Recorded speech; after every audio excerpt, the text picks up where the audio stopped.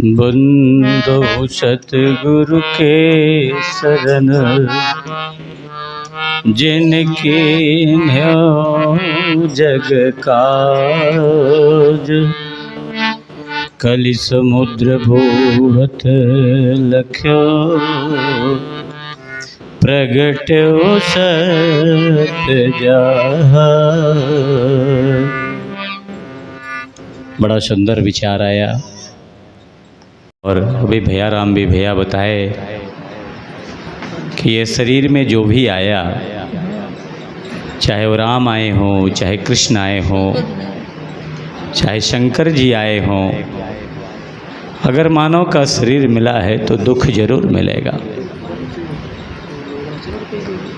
दुख भगवान को जब मिला तो हमें तो मिलेगा ही। तो संसार में साधु इसीलिए आते हैं, सद्गुरु इसीलिए आते हैं कि जो हमारे दुख है ये क्या है। दुख आना चाहिए, दुख भी आना चाहिए, सुख भी आना चाहिए, क्योंकि एक दोनों दूसरे के पूरक है। अगर दुख नहीं आएगा तो सुख का एहसास नहीं होगा, और सुख नहीं आएगा तो दुख का एहसास नहीं होगा। एक दूसरे के पूरक है। संत यही कहते हैं कि दुख में घबराना नहीं चाहिए।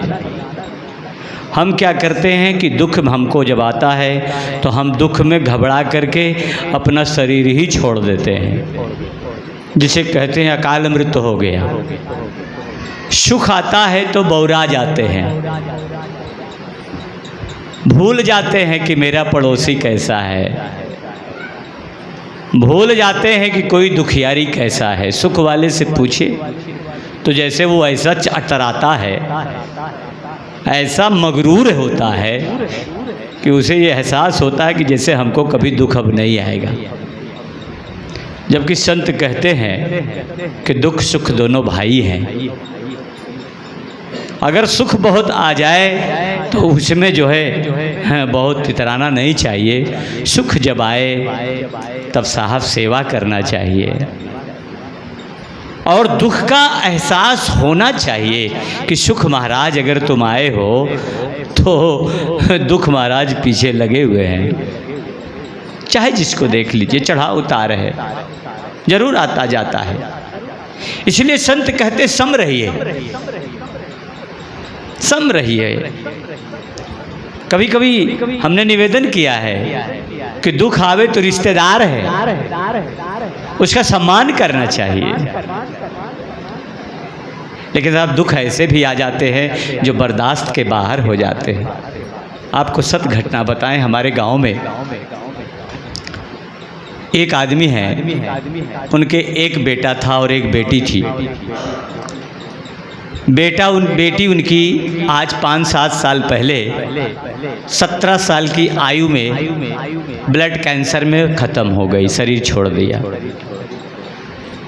एक बेटा बचा, आज 3 दिन पहले उसको भी पीजीआई में भी शरीर छोड़ दिया। बताइए उसके ऊपर कैसा दुख पड़ेगा कि वो बेचारा, आप जानते होंगे श्री राम भैया तो हमारे यहाँ ड्यूटी, वो मजाकी के भाई झल्लर, अच्छा, जो सुधीर श्रीवास्तव के बगल में घर है। हाँ, बताइए कितना दुख है। अब उससे पूछिए साहब, उसके दुख देख करके हम लोगों के ऊपर पहाड़ टूट पड़ता है, उस बेचारे का क्या हाल होगा। लेकिन नहीं साहब, दुख उससे भी ज़्यादा है लोगों का। उसको तो इतना ही दुख है। हमारे यहाँ हाई कोर्ट में एक शोभनाथ हैं, दाना भूजते हैं बेचारे, दाना भूजने वाले हैं। वो 2-3 महीना बाद आए, मैं उनके यहाँ दाना भुजाता था, चबल लेट के खाता था। मैंने उनसे पूछा, शोभनाथ भैया आप दुबले होते क्यों जा रहे हैं? बोले भैया, उनके आँख से आंसू गिर गए। बोले भैया मत पूछिए। मैंने कहा बोलिए तो। कहा भैया 3 बेटे थे, तीनों की शादी किया था, तीनों बेटे खत्म हो गए। दोनों बहुएं दो बहुए बेटे खत्म हो गए, दो बहुए चली गई। देखिए, एक बहू को एक बेटा है, वो भी जाने के कगार पर है कि हम छोड़ के चली जाएंगे। बताओ हम बुढ़ापे में अब क्या करेंगे। साहब भगवान ने इसीलिए इस संसार में वो बहन भी गाना गाया, मुसाफिर हैं हम सब दुनिया में, कितना गम है, मेरा गम कितना कम है दुनिया में। उससे बड़ा गम तो मेरे पास नहीं है। दुनिया में कितना गम है, मेरा गम कितना कम है। औरों का गम देखा तो अपना गम हम भूल गए। साहब बहुत गम है दुनिया में। भगवान ने तो मेरे साथ बड़ा अच्छा किया है साहब, बहुत अच्छा किया। दूसरे का गम से तो देखता हूँ कि मेरा गम बहुत अच्छा है साहब। इसीलिए जब तक रहें भैया, संत यही बताते हैं कि भैया जब तक रहें नम्र रहें, हम मुसाफिर हैं, कब चले जाएंगे साहब, कब चले जाएंगे। इसलिए जब तक रहें प्रेम से रहें, एक दूसरे का कभी कोशिश न करें कि मरने के बाद वो हमको गाली बके। क्या हम कहते हैं, सत्य यही है। सत्संग गाना बजाना तो मोबाइल पर भी सुन लेंगे, सब कुछ हर जगह सुन लेंगे, नाच गाना देख लेंगे, लेकिन साहब गम तो केवल यही जगह, इसी जगह मिटाया जाता है। इस सत्संग में हम आते हैं तो हमारा गम यहाँ मिटाया जाता है। यहाँ आकर के भी हम वही हाल करें। ये सत्संग यहाँ ये भगवान का घर है भैया। भगवान के घर में भी हम आकर के हम भूल जाते हैं कि हमें जाना है। इसलिए मेरे भाई बहन, मैं निवेदन करूंगा कि जब तक शरीर में जान है तब तक सबसे मिल पट के रहिए। हो सके कभी किसी को दुख मत दीजिए। सबको ये बेटा शांत रहो मेरे लाल,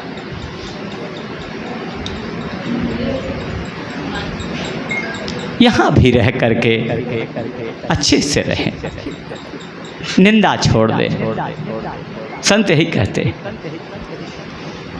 निंदा ना करें, किसी का अपमान ना करें, क्योंकि अपमान बड़ा खराब होता है। सही दिशा बता देना चाहिए, रास्ता दिखा देना चाहिए, क्योंकि डॉक्टर जब ऑपरेशन करता है तो मुरौबत नहीं करता। डॉक्टर जब ऑपरेशन करता है, जैसे हमारे यहाँ पथरी है या मेरे यहाँ कोई बीमारी इस पेट में हो, तो हम डॉक्टर के पास जाएं तो डॉक्टर कहेगा, हे भैया काहे आपके पेट चीरी। तो जब तक पेट चीरेगा नहीं तब तक वो ऑपरेशन होगा नहीं, तब तक वो निकलेगा नहीं, तब तक मेरा दुख दूर होगा नहीं। इसलिए डॉक्टर मुरौबत नहीं करता साहब, डॉक्टर मुरौबत नहीं करता। वो मुंह में पट्टी बांध लेता है, छुरा चला देता है बेमुरौबत। वो आपका रोग निकालता है, आपका मर्ज निकालता है, मर्ज। यही साधु भी करता है साहब, यही गुरु करता है, यही गुरु करता है। वो आपका रोग निकालता है। जब गुरु आपका रोग निकाले तो आपको उसमें घबराना नहीं चाहिए साहब, घबराना नहीं चाहिए, क्योंकि अगर वो मुरौबत कर देगा तो हम मर जाएंगे साहब। ऐसे गुरु मुरौबत नहीं करता, वो सीधे कहेगा कि तू क्या लेकर के आया, अगर यहाँ बैठा है तो कुछ लेकर के नहीं आया है, इसलिए छोड़, जब तक यहाँ बैठ तब तक हरि भजन कर, हरि बोल। इस पार ब्रह्म परमेश्वर के सामने खूब जी भर के जियो, जी भर के जियो साहब, खूब खुशी खुशी जियो, हंस हंस के जियो, खा के खूब बढ़िया, पहन ओढ़ के जियो, कोताही मत करो, कंजूसी मत करो, जीने में कंजूसी मत करो, जियो जी भर के। पता नहीं कल किसने देखा है इस कलिकाल में, जब हम लोग एक वैराग्य होता है, शमशान वैराग्य।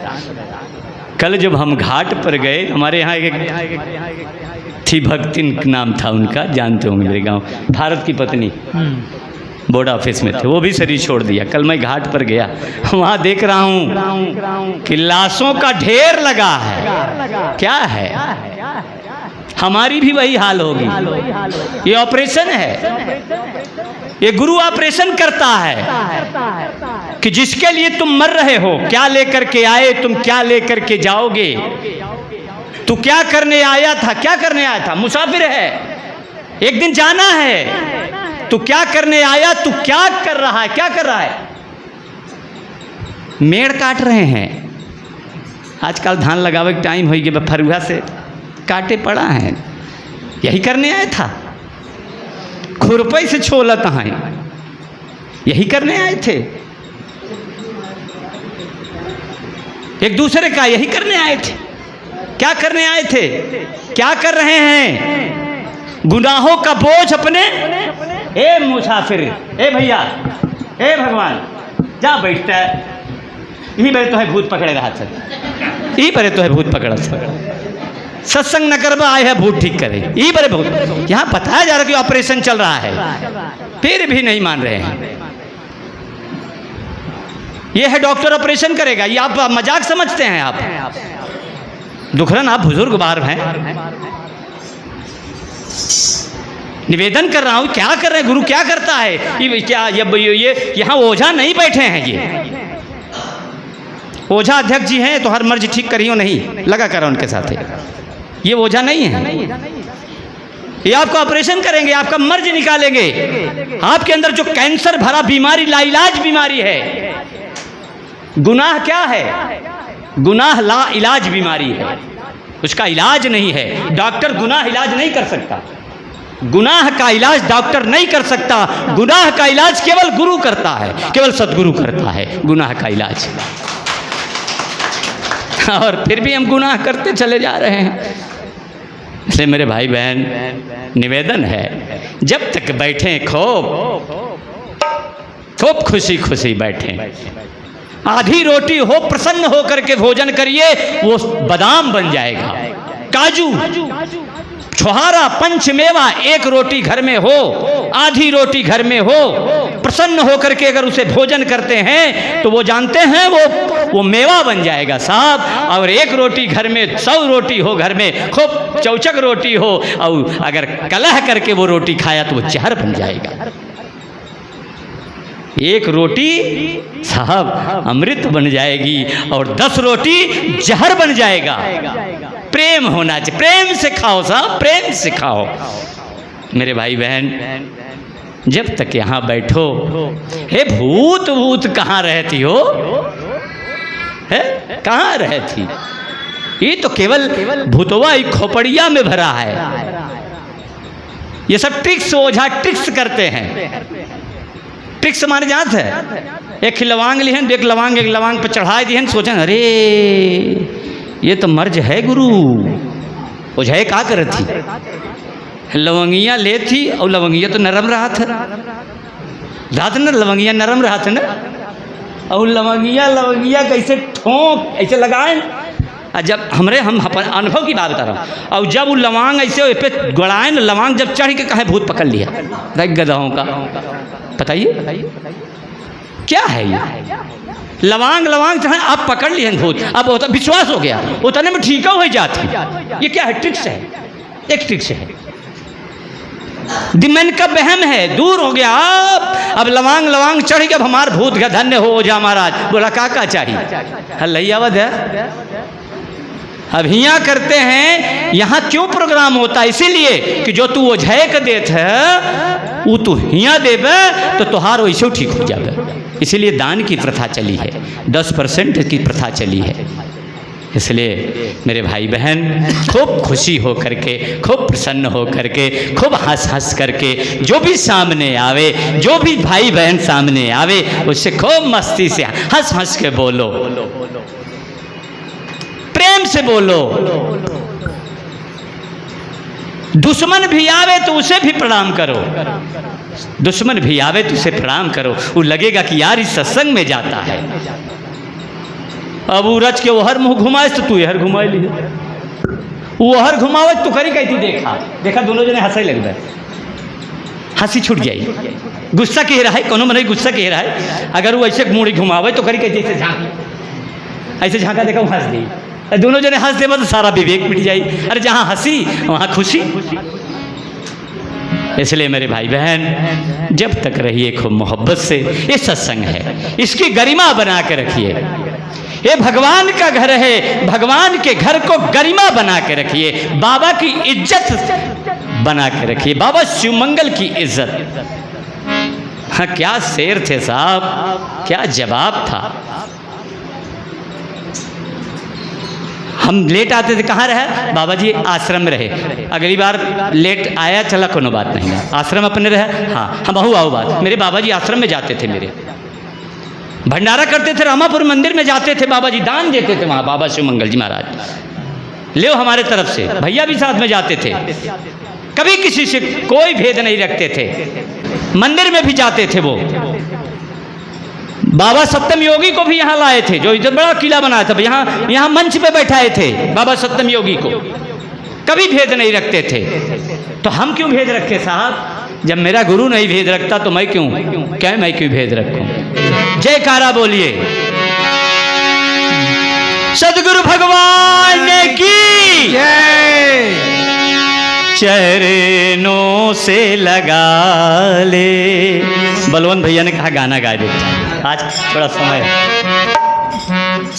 चरणों से लगा ले तू अपने दुनिया का सहारा, झूठा है चरणों से लगा ले तू अपने दुनिया का सहारा, झूठा है